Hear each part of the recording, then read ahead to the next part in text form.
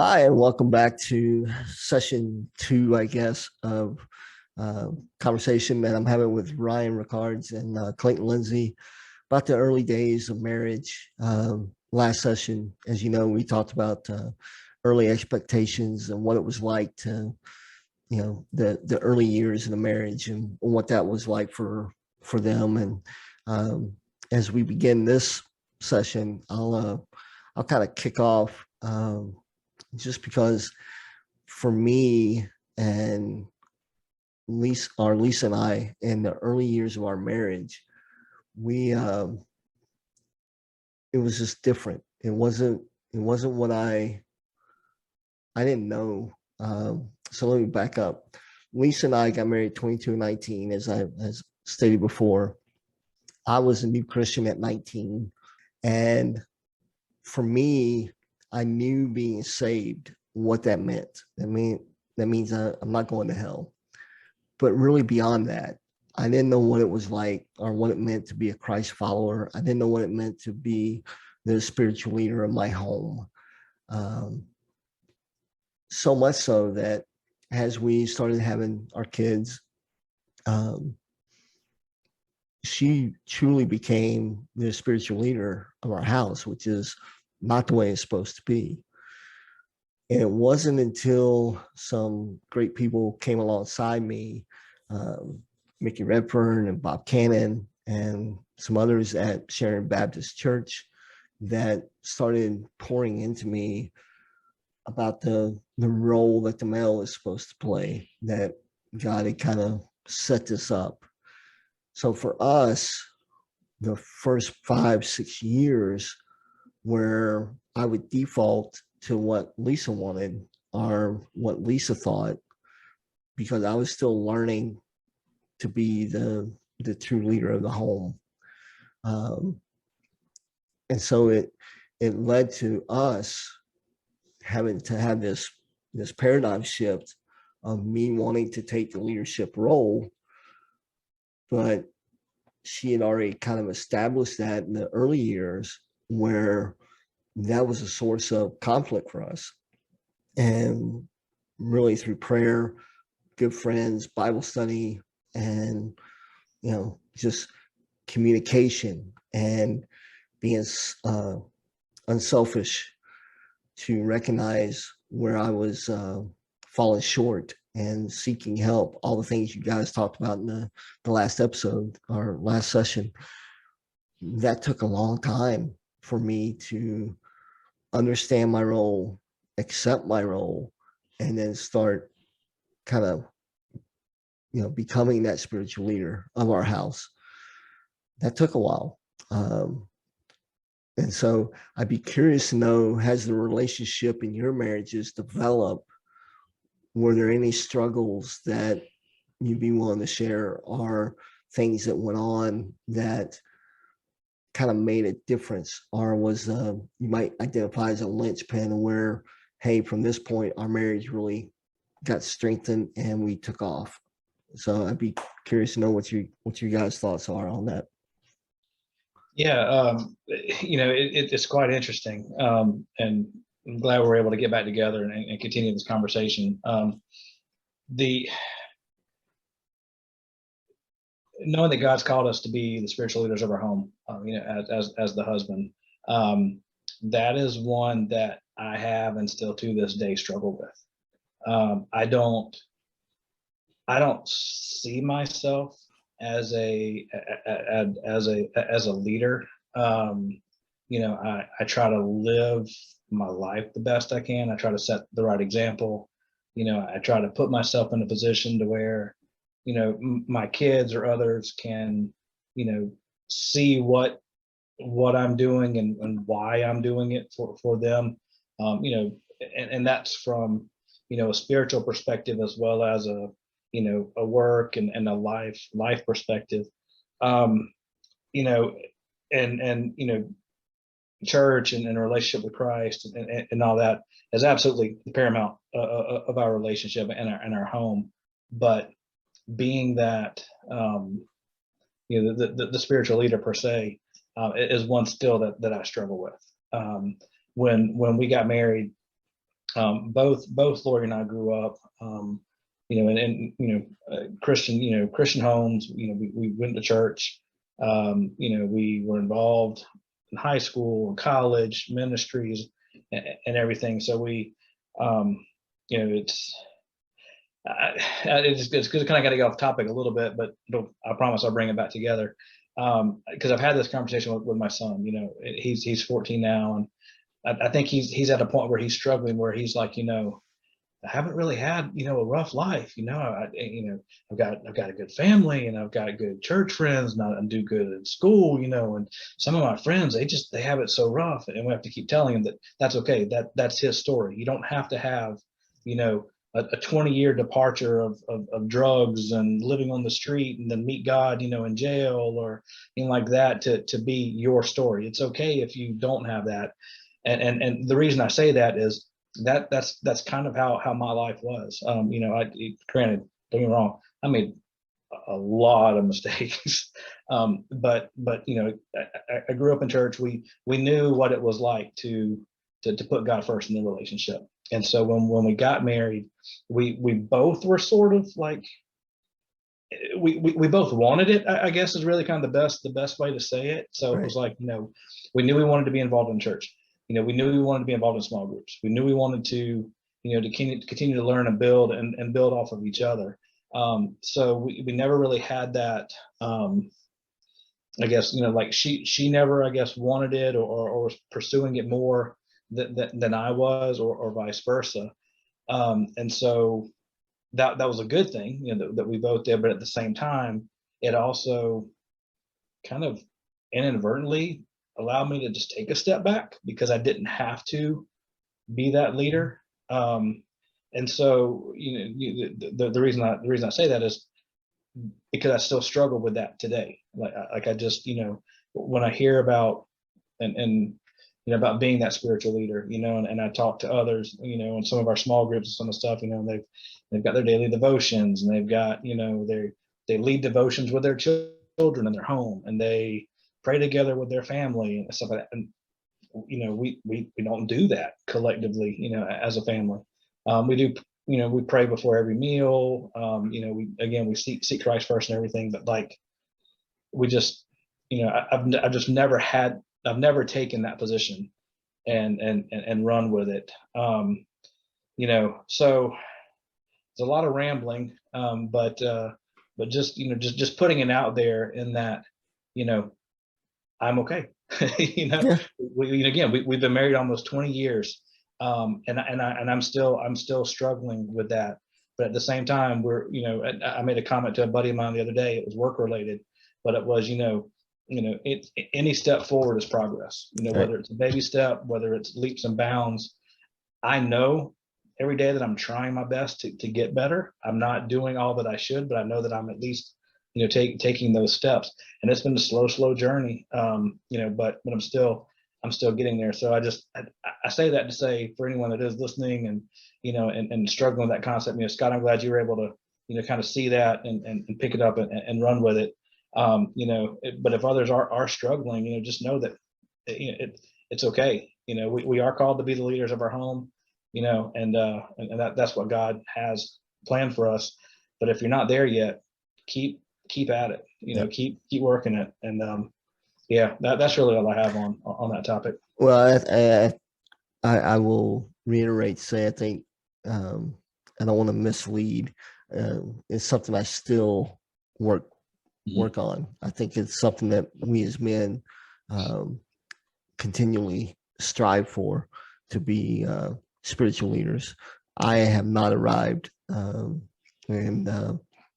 I think if I arrive, that's when God calls me home, because it's a never-ending pursuit to be where God wants you to be, and that's something I strive for. So I don't want to mislead, like I've got it all together now, because I don't, not by a long shot.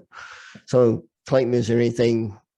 Well, I'll say, to Ryan, one thing Ryan said that I think is a good parallel between what we talked about earlier in the last session, and how portrayal of marriage is not what you expect it to be. And And the one thing I said was, don't compare yourself to other people. It Right. goes back to the same thing with our spiritual journeys, whether it would be as a spiritual leader, with our wives, with our children. Just because family X next door has a prayer service every morning with their children or has daily devotions, that don't feel bad that you don't. Because, and I know you don't, Ryan, I understand that this is more for the audience. Don't compare yourself to other people. We all worship our Lord in different ways, as long as we do it and our intent is there. As long as the heart is there, that's all that matters, because that's what he wants. Just because he does it differently than I do doesn't mean one is right or wrong. It's all about what is in your heart and how you deal with it. So I wanted to say that first, just because it was on the top of my head. But regarding the overall, I guess I'll make it real quick to get to the final point. But our relationship with Ginger and I kind of parallels what you said, Scott, with your relationship. Now, granted, I grew up in church. I had a very great family. I modeled myself after my father, who is the spiritual leader of the family and was the spiritual leader of our family. So I had a great model. Obviously, when I went to college, did I fall away? Yes. When I met Ginger, was I bringing myself back to where I needed to be? Yes. And Ginger wasn't. She had fallen off for a while from church due to some family issues and things of that nature. Not that she was rejecting church at all, but it just wasn't on the forethought of her mind. So during dating, during engagement, and during the first year or two of marriage, I definitely played the role of spiritual leader to really make sure that our marriage was going to be cemented where it needed to be. And God really spoke to Ginger. And just like Lisa took off in your relationship, Scott, Ginger took off in our relationship as well. I'll be honest with you, I don't feel myself as a spiritual leader, and I don't feel as Ginger. I think we partner almost 50-50 from a spiritual standpoint in our marriage. Ginger's a very strong personality. To those who know her, she's a very strong personality person. And I have some weaknesses in personality, and I'm happy to share it with her. I don't feel like I have to take every bit of it and push it, because we really team together on how we're going to raise the kids from a spiritual standpoint. And sometimes she takes the lead, sometimes I do. And like I said, it works well for our marriage, and it works well for the both of us. And so just keep in mind, there's no right or wrong answer. Now, the one thing that would be a linchpin to, the actual, submitted question you asked, I alluded to it earlier in the first session. Ginger and I hit a rough patch. We came together after that rough patch in this scenario, and really decided that we were going to focus ourselves on each other and the Lord. And if you listen back to the first message we did, I talked about, marriage takes three, your wife, yourself, and God. We really adopted that immediately and pushed that issue behind us and basically started over. After that, I mean, yes, kids started coming, kind of goes to what you said. We lived our marriage through raising kids, but we were so strong in our relationship at that point, because of the issue we had together. We were cemented together. So our linchpin, like I said, I don't regret it. I don't regret that it happened. I don't regret the problem that came about, because our marriage would probably be different.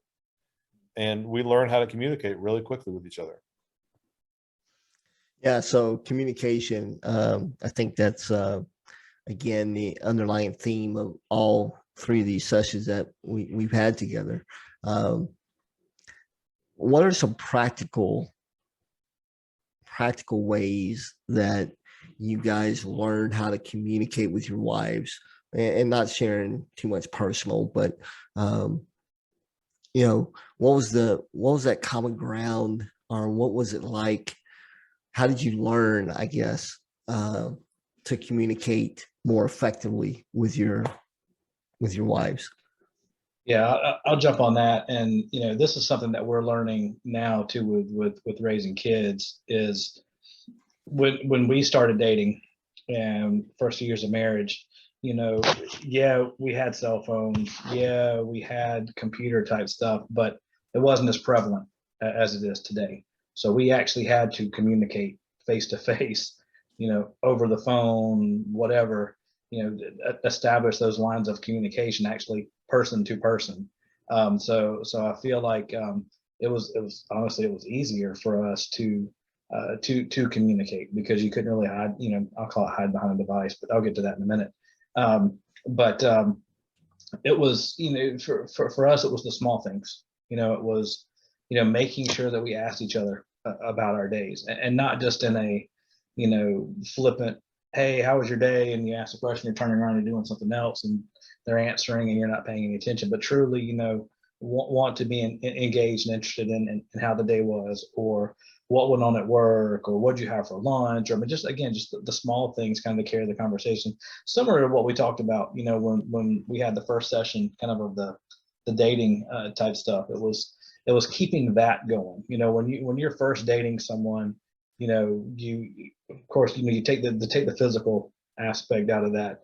You're trying to get to know that person as best you can, and you're genuinely interested, if your heart's in the right place, of what makes that person tick. What do they enjoy? What makes them happy, and you want to try to help guide that. So the first couple of years of our marriage, it was all around that. It was, again, we'd sit down, how was your day? We'd talk about the day, what do you want to do this weekend? It was really just kind of the whole, we didn't really have plans at that time. It's like you had to, plan around kids' activities or or things of that. It was very much an open dialogue.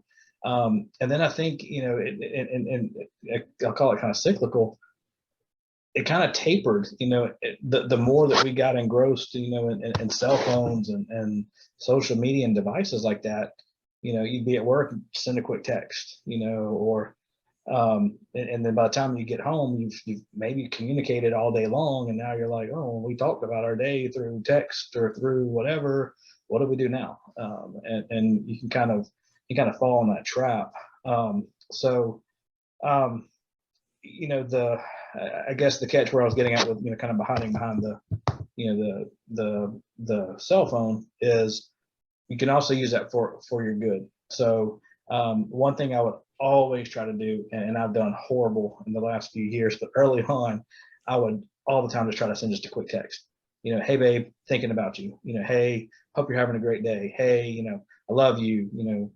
Hey, what are you having for lunch? That the days of taking pictures and sending it to each other, showing what you're eating, weren't there yet. But just try to do those little small things. And I think over time, when you start establishing that, it's like any other kind of habit, if you will. You start establishing that, it'll carry on, throughout the year. So, starting off, keeping communication fluid. It's not always easy. Again, I don't want to sound like, from day one we were this, great communicative, everything flowed well. I mean, there were days where neither one of us wanted to talk to each other, and we always did, and always still do, try not to go to bed, angry. It's sometimes you do, and sometimes it just happens. But we try our best that if there's something that kind of is getting at one of us, it's eating us, and we'll just say, hey, what's going on? And if we don't want to talk about it, we just say, I don't want to talk about it, and that's the end of it. We at least attempted it. Yeah. So again, not a cookie cutter answer, but for us, it was about the small things, just the quick communication, being interested in what the other person had to say, and just carrying that on, over the years. Cool. Thanks. Right. Yeah. I'm going to give it to you like a motivational speaker would give it to you. I got 3 points for you. And these are things to remember on how to communicate with your wife to be successful. Point 1, listen and remember. Point 2, you like that one, didn't you, Ryan? Listening and remembering. Point 2, learn how to read moods. And point 3, be vulnerable. And I'll back up and go, I'll compound on those. So listening and remembering. It's not just hearing your wife. It is understanding what she's saying, why she's saying it, what her needs are, and not just nodding your head thinking about the Braves game last night or Yep. whatever. Because as males, that is what we do. We're worried about what's happening the next day. We're worried about our list that we've got to get done. We're worried about all kinds of things, but we don't stop and listen. Now, with that is remembering. I can't remember a dang thing. But the more you find yourself, if you remember something that she's told you that she's asked you to do, that she cares about, that she wants, it goes a long way, because all she wants to do is know that you care. Yeah. And by remembering something, it shows that you care. All right, point 2, reading. Well, hold on before you go. Yep. Before you go to your next one, guys. If you're listening to this, what he just said is huge. If you have to start keeping a journal for that thing only, to remember what she tells you, do it. I can't even stress that enough. That is such a huge point that took me years to learn, but Clayton is dead on with that. But sorry to interrupt, but no, and I'll give you a quick story aside that'll tie that together, because Scott, you're right. It's why I remembered it. Thank God I remembered it, because I need to remember things. Yes. So I bought Ginger a new car not a new car, but I bought her a car last night. We sold her car for some reasons, and we decided to get her a different car. And forever, I mean forever, since I've known her. Now, she has had about 8 or 9 cars since we've been married. Shut up, Ryan. I know financially it's stupid. I get it. I don't want to hear it. It makes my wife happy, and I'll live with it. But anyway, ever since I've known her, she's always wanted a bow on her car. The Christmas commercials with all those bows in her car. I mean, I swear it's every time we've ever seen it. Oh, I want a bow on my car when I get a new car. We're at the dealership last night, and it's late. I mean, the dealership's closing. It's 8 o'clock. We're finishing the deal up, and it hit me. And I said, oh crap, I got to figure out how to get a bow in her car. And this guy's almost ready to finish signing the paperwork. Thank God I remembered it, and walked outside. I got to go to the bathroom, honey. Talk to the sales guy. He's like, yeah, I think we may have one in the back, but it's locked up. Goes get his manager. Long story short, the joy on her face, the jumping up and down, how thrilled. It wasn't even the car. It was the fact that I remembered it. Yep. And I made it happen. Yep. So that's a quick story. So second one, knowing how to read your wife. Kind of what Ryan said is, you got to know when to shut up and when to talk, because women are different than ours, different hormones, different attitudes, different thoughts, different everything than how our brain works. They don't think like we do. So learn how to read your wife, learn how to, it takes time. I mess it up every day. I try every day to figure it out. And there's always the jokes about men and women, and they're right, but learn how to read your wife. If you learn how to read your wife, you're going to help not have conflict. Right. Last, be vulnerable. And what I mean by that is drop your pride. Yep. Your pride will kill you, and it kills me every single day. I am a very prideful person. It is probably my biggest downfall of myself is my pride. And it blocks me from doing the first 2 things that we just talked about, because I get stuck in my pride. I don't want to listen. I don't want to remember, and I don't want to read her. And I miss opportunities day after day to not just make my wife happy, but to build our relationship better by dropping my guard.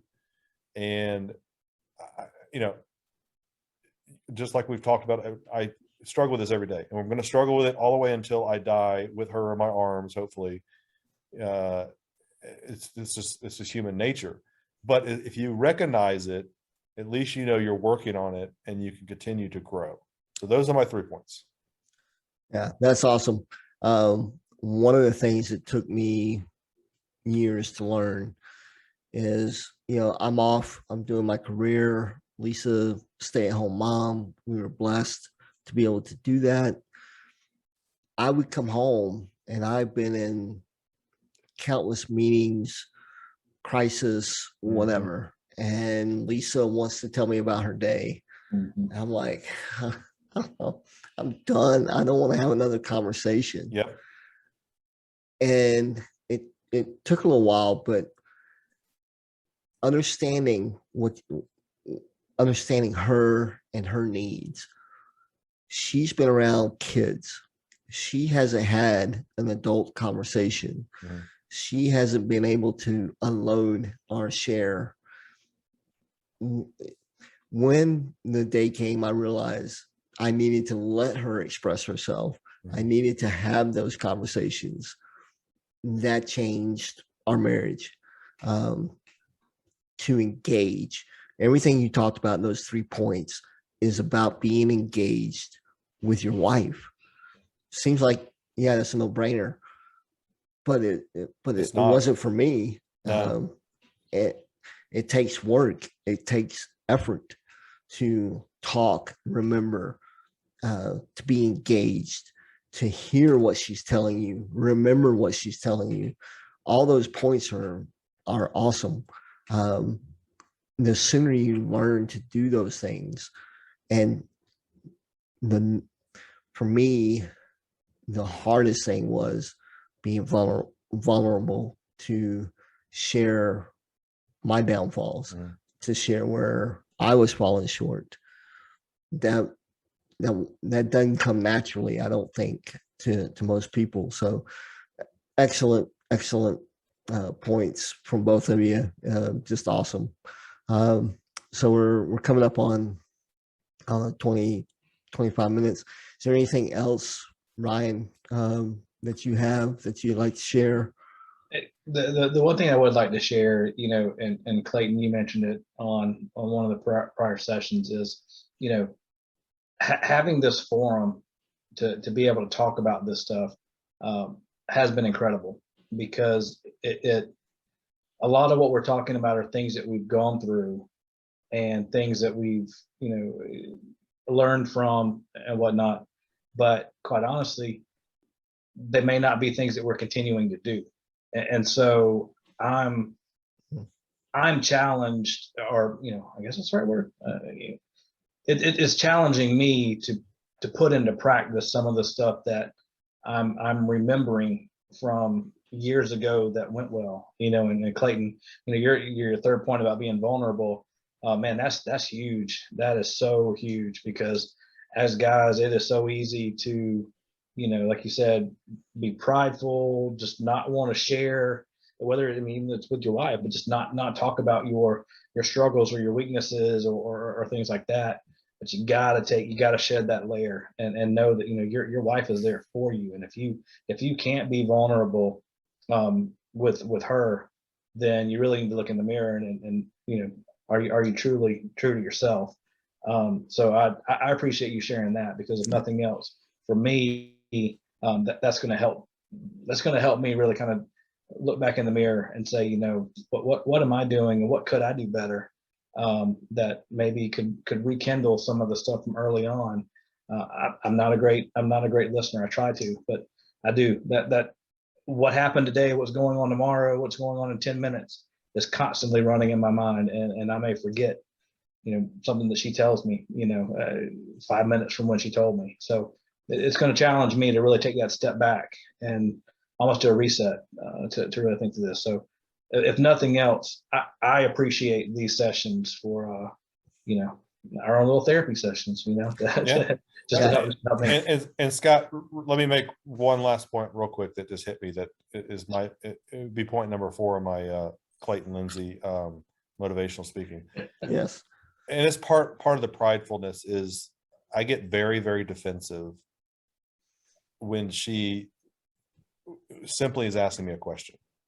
She's simply asking me some simple question, and I have a hard time not thinking she's coming at me, shaking her finger at me.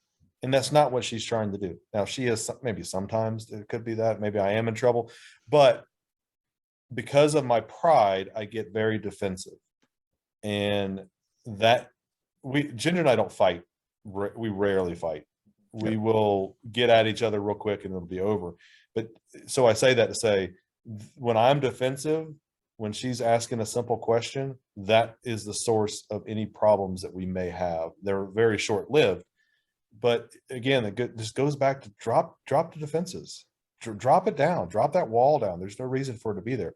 Speaking of myself, yes, when Ginger hears this tomorrow or the next day, she's going to say, yeah, you need to talk to yourself. And I am, but I'll just say that to everyone out there is just drop the defense. It'll be much easier. So 2 things. If Lisa was sitting beside me, I would be doing this, because she would Mhm. be hitting my arm going, yeah, exactly. I'm the same way. I get defensive so many times when she literally is just asking a question. Um, so I'll end with this, but I'll give you guys one last shot. But I have a good friend of mine, and he'll know who he is if he listens to this. And so this will be an invite for you to join me to talk, especially when we start talking about raising daughters. Sounds like a challenge. Yes, I am calling this person out, and he'll know exactly that he is the person I'm talking about in this story. But I had the opportunity for 15, 16 years to coach. And I remember Lisa and I having, I don't even know, it was an argument, but I remember telling this person that, this is going on and da da da da. And he just looked at me and he's like, when you get home, apologize. But I'm not wrong. He's like, it's not the point. I'm like, yeah, it is. I'm not wrong. He's like, you need to apologize, because what's talking now is your pride. I'm like, but I'm right. He's like, I don't know if you're right or not, but I'm just telling you, you need to apologize. And that has stuck with me for, what is this, 16 years now that this happened. But it encapsulates everything you talked about: being vulnerable, being able to read your wife, know her moods. You have to be engaged, and you have to be willing to be. And this kind of wraps up everything. The spiritual leader of the home is sometimes taking that first step to say, I was wrong. I'm sorry. Apologize. That took me years to learn early in our marriage, to be that vulnerable, to be the first, or to own that, you know what, my bad. I'm sorry. I apologize. But I've never forgotten that it was tongue in cheek, but it was so real, and it was so honest, and it was some of the best advice I ever got was, go home. You need to apologize. So anyway, any last thoughts? I do want to mention something on that, and this could kind of tee up for future conversations. Kind of two points. One, when as soon as you made that comment about talking to a friend about what was going on, the first radar thing that went off in my mind for advice that I could offer other people is, keep what's in the house in the house. One thing I learned very early on is, if I'm having problems with my wife, don't take it out to somebody else. Address it in the house. Not to say you can't talk to seek guidance, Right. And things like that, but do not trash talk your significant other. And not, Scott, by no means was I saying that's what you were doing, but that's just one. I've seen friends struggle with that, where they will have an argument, a disagreement, or whatever, and to hear how they will talk about their spouse, Yep. is like, wow, don't do that. So the one nugget that I can throw out there is, like I said, keep what's in the house in the house. If you're having issues or whatnot, talk it out. Back to the communication piece again. Don't be afraid to seek, if you need to go seek counseling with someone, to go talk it out, do that, but don't take the trash out to somebody else. Right.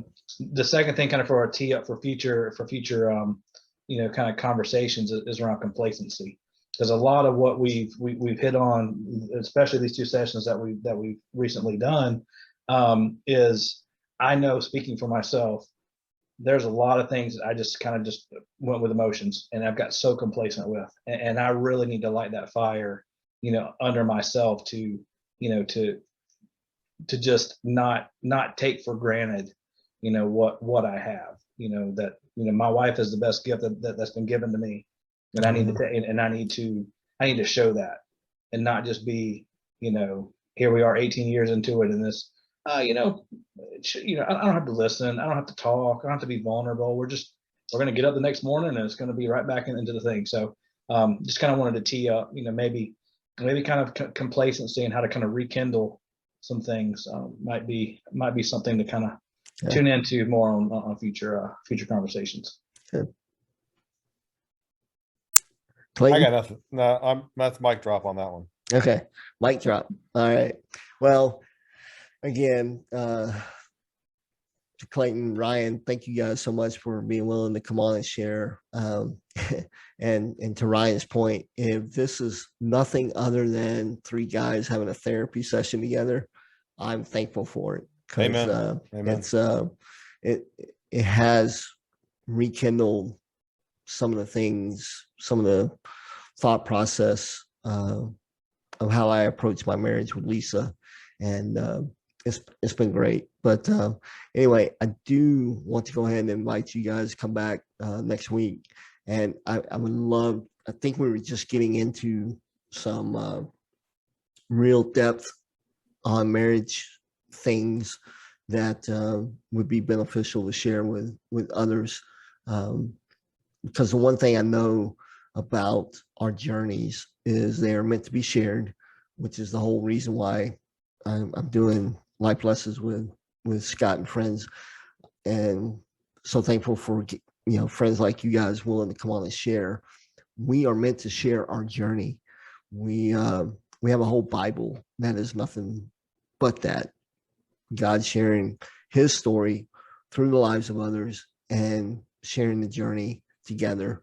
And I think that's something that we need to be mindful of to make sure we do. So again, just thankful for you guys being willing to come and share, and to Lorelei and Ginger for allowing you guys to do this and take part. It's not lost on me that, again, that's a decision that you don't enter into lightly. And so I appreciate both of you guys. So for now, we'll wrap up this session of Life Lessons with Scott and Friends. As always, please share, let others know what we're doing. If you'd like to be a part of the show, I would love to have you on as a guest. Just talk about life. There's one thing I've learned is there's no right or wrong way, as we alluded to in these sessions. It's people, ordinary people, trying to get through life the best way we know how. And if you'd like to be a part of that, I would welcome you. Hit me up on a private message if you want. And anyway, appreciate your time. And until next time, peace. Ryan, Clayton, thanks. Bye, guys.